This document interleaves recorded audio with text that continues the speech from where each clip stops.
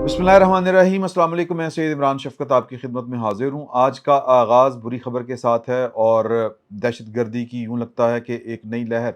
पाकिस्तान में दाखिल हो चुकी है। आज अलल सुबह मियांवाली में पाकिस्तान एयर फ़ोर्स के ट्रेनिंग कैंप जो है या उनका जो ट्रेनिंग एयर बेस है, वहाँ पर दहशतगर्दों ने हमला किया और अब तक की इत्तला के मुताबिक ऑपरेशन जो है वो क्लीन अप हो चुका है और आईएसपीआर के मुताबिक 9 दहशतगर्द जो हैं वो मारे जा चुके हैं। और दहशतगर्दों का जो निशाना था वो सरकारी अमलाक या फ़ौजी तनसीबात थी, लेकिन अभी तक जो हमारे पास आईएसपीआर की रिपोर्ट है उसमें जो हमारी तरफ से कोई शहीद जो है वो डिक्लेयर नहीं किया गया, यानी कि हमारी तरफ से कोई जानी नुकसान नहीं हुआ। और पाकिस्तान की फ़ौज ने इसको, चूँकि ऑपरेशन क्लीन अप जो है वो पाकिस्तान आर्मी ने किया है और पाकिस्तान की फ़ौज ने इसको कहा है कि ये पाकिस्तान की फ़ौज जो है वो हर तरह के हालात से निमटने के लिए हर वक्त तैयार है और इस तरह के एक वो अज़्म का इज़हार एक तरह से। लेकिन ये बात इतनी सादा नहीं है और क्योंकि इसकी वजह ये है कि कल जो है वो जो आप हिसाब लगाएं कि कल 3 नवंबर को ग्वादर में हमारे 14 जो हैं सिक्योरिटी एहलकार वो शहीद हुए हैं, हमारे बच्चे, हमारे जवान। और इसी तरह 5 अफराद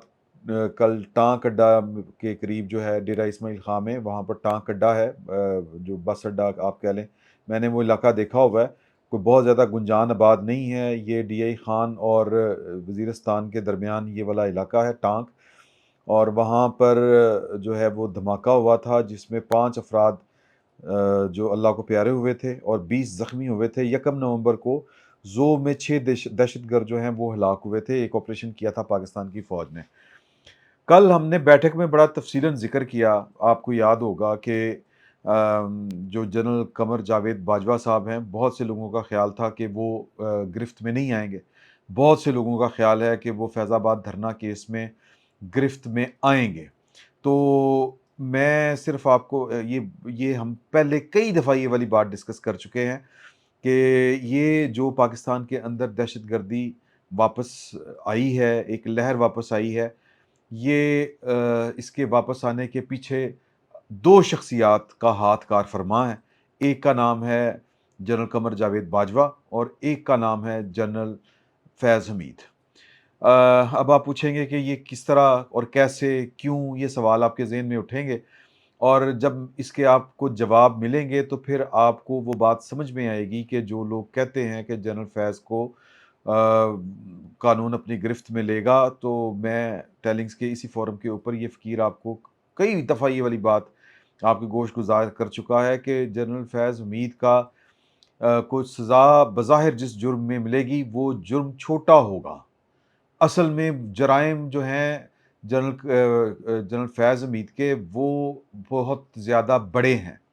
ये जो पाकिस्तान की फ़ौज ने, पाकिस्तान की कौम ने, पाकिस्तान की पार्लियामेंट में बैठ के नेशनल एक्शन प्लान तरतीब दिया था और एपीएस हमलों के बाद पूरी कौम यकजा हुई थी, एक आवाज़ हुई थी और पाकिस्तान की पूरी कौम कह लें, रियासत कह लें, इन्होंने मिल के एक जान होके मुश्तरका फ़ैसला किया था कि हमने दहशतगर्दों का सत्यानाश करके रख देना है, दहशतगर्दी को जड़ से ख़त्म करके रख देना है,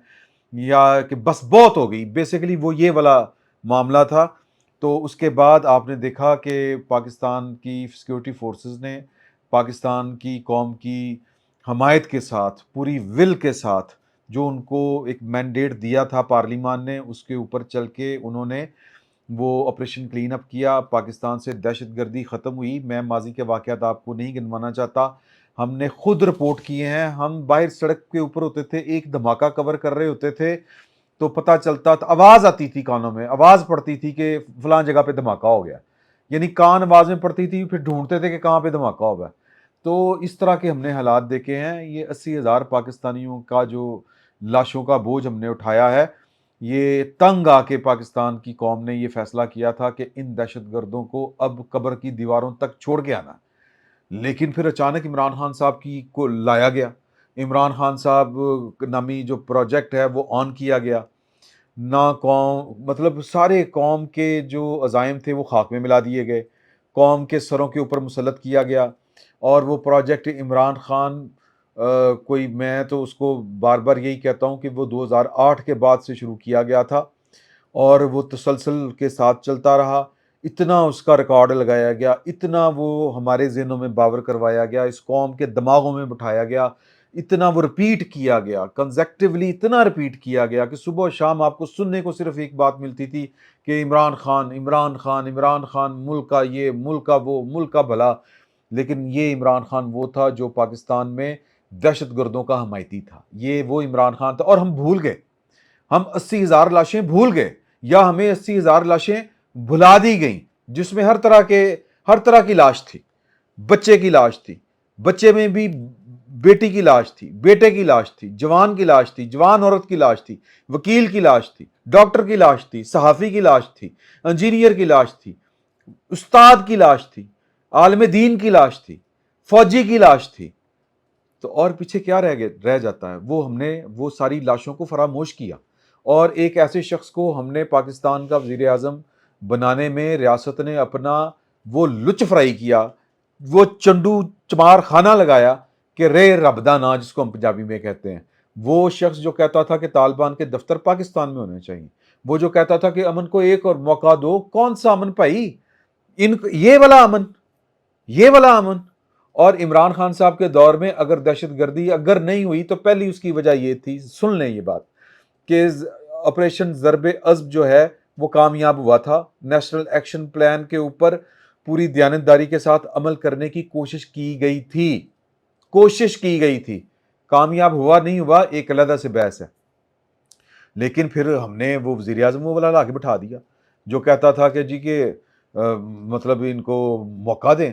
اور اس کے دور میں دہشت گردی کی نہ ہونے کی وجہ پہلی یہ تھی کہ دہشت گردوں کی واقعی کمر توڑ دی گئی تھی، دہشت گردوں کو پاکستان کی سرحدوں سے باہر دھکیل دیا گیا تھا، پھر پہرے لگا دیے گئے تھے کہ اندر کوئی داخل نہ ہو۔ دوسری وجہ یہ تھی کہ یہاں پر ان کے معاون و مددگار حکومت کر رہے تھے، اور ان کا نمائندہ پاکستان میں وزیر اعظم تھا، کیونکہ جب مذاکرات کی باری آئی تھی تو طالبان نے کہا تھا کہ ہمارے نمائندے پاکستان میں عمران خان صاحب کی شکل میں موجود ہیں، آپ ان سے یہ معاملات جو بھی کرنے ہیں طے وہ کر سکتے ہیں۔ بالآخر نتیجہ یہ نکلا کہ جنرل فیض صاحب کی دستیابی عمران خان صاحب کو حاصل تھی، وہ ان کے معاون و مددگار تھے، اور ان کا پلان یہ تھا کہ وہ اگلے چیف آف آرمی سٹاف ہوں گے، اور وہ اس طرح سے پاکستان کے اوپر حکومت کرنا چاہتے تھے کہ طالبان بھی ان کو، ان کی گورنمنٹ کو اور ان کو ڈسٹرب نہ کریں، ان کے لیے چیلنج نہ ہوں، اور ان کے ساتھ وہ اپنے معاملات ٹھیک کرنا چاہتے تھے۔ تو اس لیے انہوں نے ضرب عضب اور نیشنل ایکشن پلان کو ایک سائیڈ پہ رکھا، نیشنل ایکشن پلان کو بالائے طاق رکھتے ہوئے پارلیمان کی مرضی کے بغیر، پارلیمان کی اس وقت کی پارلیمان جیسی بھی تھی، جیسے بھی وہ وجود میں آئی تھی، اس کو ایک سائیڈ پہ رکھ کے جنرل باجوہ صاحب کی آشیرواد کے ساتھ انہوں نے طالبان کے ساتھ نہ صرف مذاکرات کیے بلکہ طالبان کو پاکستان میں واپس لا بسایا۔ اور عمران خان صاحب جو ہیں وہ کلیم یہ کرتے ہیں کہ ہم نے ان کو توپ کے آگے رکھ کے اڑا دینا تھا، بھائی یہی کرنا تھا، اور کیا کرنا تھا؟ یا پھر طالبان ان کے ساتھ مذاکرات کرنے تھے، وہ نیشنل ایکشن پلان میں لکھا ہوا تھا کہ آپ نے اگر جو لوگ توبہ کر لیں، جو لوگ ہتھیار پھینک دیں، ان کے ساتھ جنگ بندی آپ کریں تو پھر یہ طریقہ ہوگا، ان کو ریہیبلیٹیٹ کیا جائے گا، ان کو ایک کار آمد پاکستانی شہری بنایا جائے گا جو پاکستان کے آئین اور قانون کو مانے، بندوق کی زبان بولنے سے گریز کرے، بندوق کے استعمال سے گریز کرے، بلکہ توبہ کرے۔ لیکن نہیں، جنگجو 10,000 کے قریب عمران خان صاحب کی اپنی سٹیٹمنٹ ہے۔ General Faiz Hameed D G I S I کا جو ڈائریکٹوریٹ ہے، یا آئی ایس آئی کا ڈائریکٹوریٹ ہے جو دفتر ہے آپارا میں، وہاں پر تصویریں شیئر کرتے تھے کہ طالبان جو ہیں وہ آ کے ان کے دفتر میں نماز پڑھ رہے ہیں، نماز پہ کوئی اعتراض نہیں، ان کی امامت میں جنرل فیض حمید صاحب نماز پڑھ رہے ہیں، تصویریں شیئر ہو رہی ہیں کہ سکون ماحول، میٹھے چول، یس ماحول، ٹھیک ہو گیا سب کچھ، یہ ہوا ہے ٹھیک ہے کہ دہشت گرد دوبارہ سے پاکستان میں داخل ہو چکے ہیں۔ اب یہ پراکسی کس کس کی ہیں؟ جس طرح بی ایل اے والے پراکسی جو ہیں وہ ان کی ہیں، ان بھارت والوں کی، اور پھر یہ اب مکسچر ہے، مکس اینڈ میچ ہے کہ طالبان، ٹی ٹی پی اور یہ والے، ویسے تو اس کا جو ذمہ داری ہے وہ بی بی سی اردو کے مطابق وہ تحریک جہاد پاکستان نے قبول کی ہے۔ یہ تحریک جہاد پاکستان کتوں آئی؟ ایک لیٹر ہیڈ نکالنا ہے اور ذمہ داری قبول کر لینی ہے، اللہ اللہ خیر صلاح، انٹرنیٹ کا دور ہے، آئی ٹی کا دور ہے، ختم ہوئی گل۔ یا پھر معاملہ یہ ہے کہ یہ نہیں، برحال میں یہ اس بحث میں نہیں جانا چاہتا، دہشت گرد ہیں، کسی کے نام کے اوپر بھی ہوں، کسی بھی نام کے ساتھ ہوں۔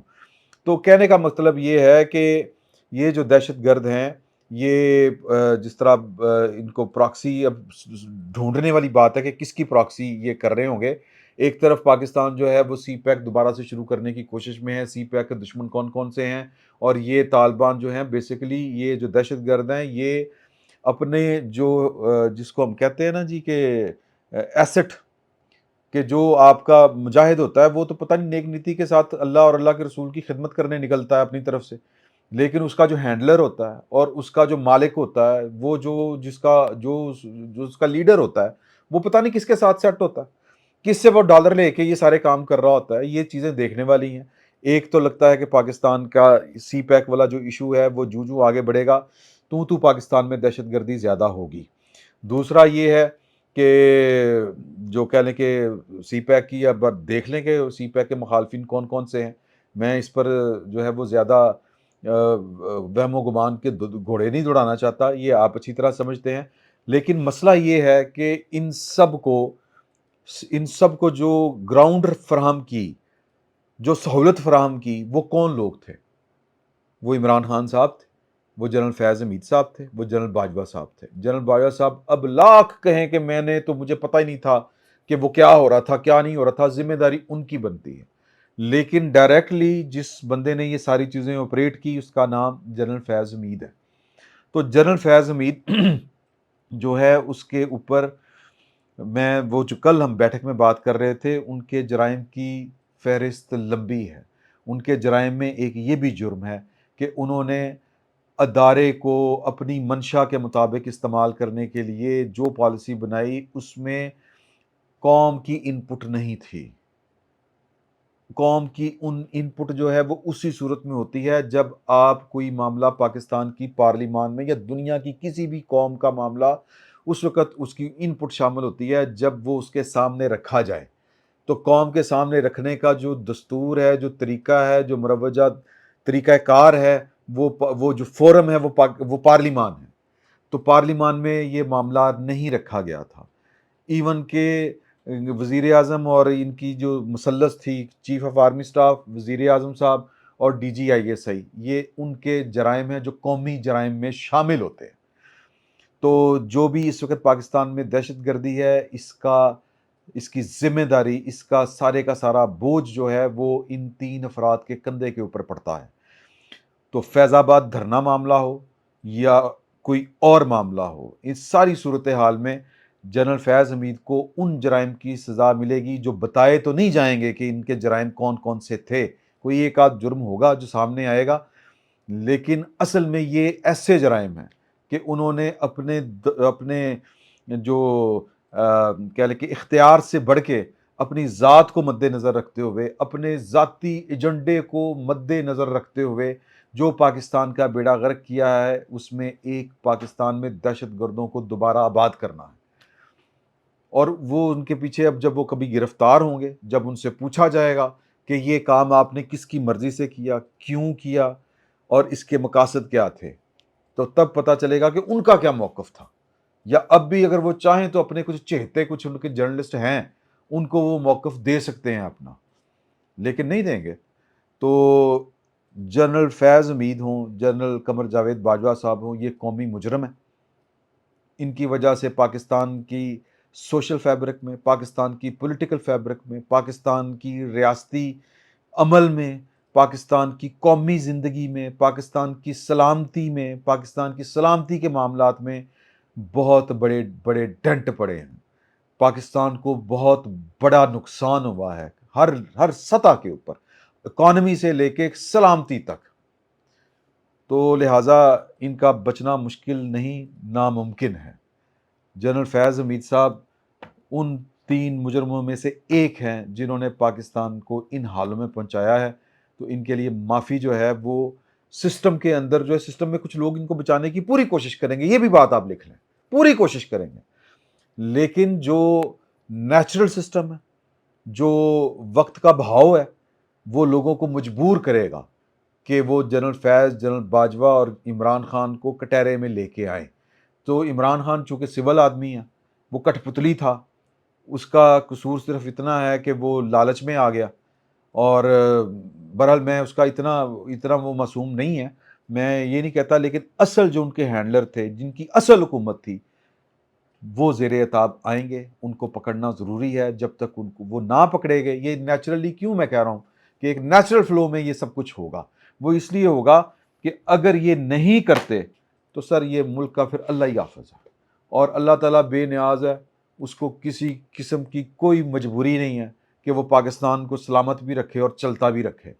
ہم جب خود ہی نہیں چاہتے کہ ہم اپنا بھلا کریں، ہم اس ملک کو بچائیں، اس ملک کو چلائیں، اپنی حرکتیں ٹھیک نہ کریں، تو اللہ کی بے نیازی ہے، اس کو کوئی فرق نہیں پڑتا پاکستان ہے، پاکستان نہیں ہے۔ جب پاکستان نہیں تھا تو تب بھی اللہ تھا، اور پاکستان نعوذ باللہ نہیں ہوگا تب بھی اللہ تو ہوگا۔ تو یہ کہنا کہ جی پاکستان کو کچھ نہیں ہو سکتا، بڑی اہم کانہ بات ہے کہ یہ اللہ کے رسول کے نام پہ وہ اوپر بنا ہے۔ ہم نے اپنی انہی کج ادائیوں سے، بڑا میں وہ افسانوی سا ورڈ بول رہا ہوں، اپنی گھٹیا، اپنی نکمی حرکتوں کی وجہ سے پہلے پاکستان کو توڑا۔ تو وہ فارمولا جو لگاتے ہیں کہ پاکستان میں کچھ نہیں ہو سکتا، سر پاکستان ٹوٹ چکا ہوا ہے، ہماری حرکتوں کی وجہ سے ٹوٹا ہوا ہے۔ اللہ اور اللہ کے رسول کو اگر مطلب ہم نے اس کے اوپر کوئی احسان کیا ہوا ہے تو یہ ہماری اپنی سوچ ہے، کوئی اس طرح کی گارنٹی نہ اللہ دیتا ہے نہ اللہ کا رسول دیتا ہے۔ یہ دنیا ہے، یہ اسباب کی دنیا ہے، اچھے کام کریں گے، اچھے سبب پیدا کریں گے، اچھے رزلٹ آئیں گے، اچھے رزلٹ نہیں لینے، غلط کام کریں گے، غلط رزلٹ آئیں گے، گل ختم ہوئی۔ تو جنرل باجوہ، جنرل فیض حمید پاکستان کے قومی مجرموں میں ہیں، عمران خان بھی قومی مجرموں میں شامل ہیں، اور جب تک ان کو گرفتار نہیں کرتے کچھ نہیں ہو سکتا۔ فی الوقت اتنا ہی، بہت بہت شکریہ۔